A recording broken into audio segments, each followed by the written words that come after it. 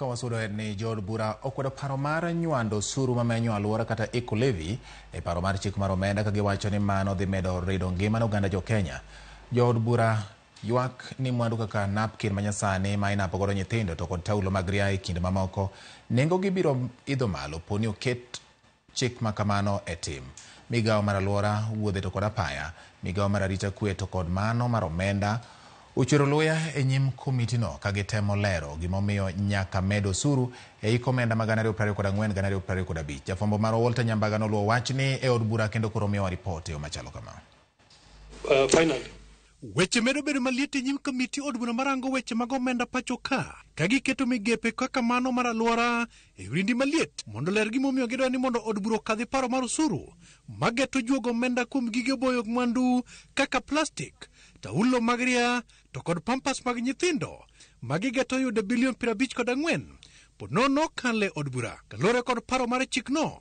Gik machalo kaka jwala, pien, lewni migole pinje ma oko biro kalo churu ma shillings 150 kuom kila achiel, to beti mar gari mogolie pinje ma oko ibiro juogi kuom shillings 750. I've seen the batteries are also going to double.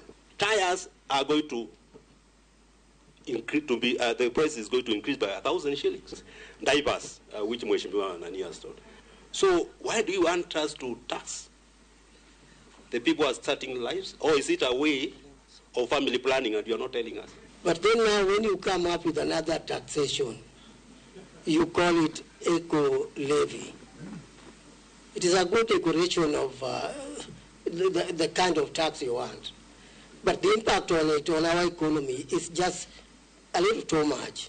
Outside there, people are complaining that our regime is becoming, our country is becoming a high taxation regime. Chairman, when we introduced this, when we proposed to introduce eco-levy, the concept is based on what we call is a global principle called polluter pays principle. If you pollute the environment, you pay for the remediation of the environment. Kaka yoro nyiso ichwang, jod bura go ne dhogi omoko e bang' jagoro mongire migawo mar aluora rem lero kaka wacho osuru no inyal choki moko inyo japiny.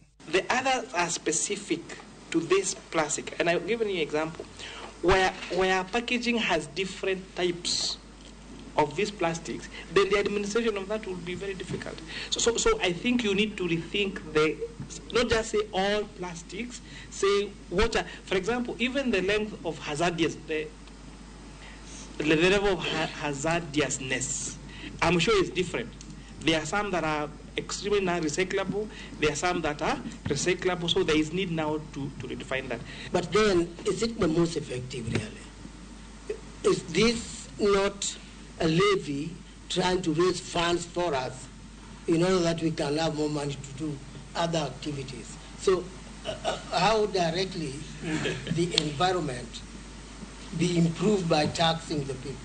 Jatend migawo mar wuodhe kod apaya Kipchumba Murkomen bende kuoko chotne e wi osuru migeto juoko mapaya nyaka shillings 25 kata odoko ni nitiere osuru mijuogo sama ng'ato goyo maute gari. When the current fuel levy rate of 18 shillings per litre was established in 2016, the pump price of petrol in Nairobi was Kenya shillings 95.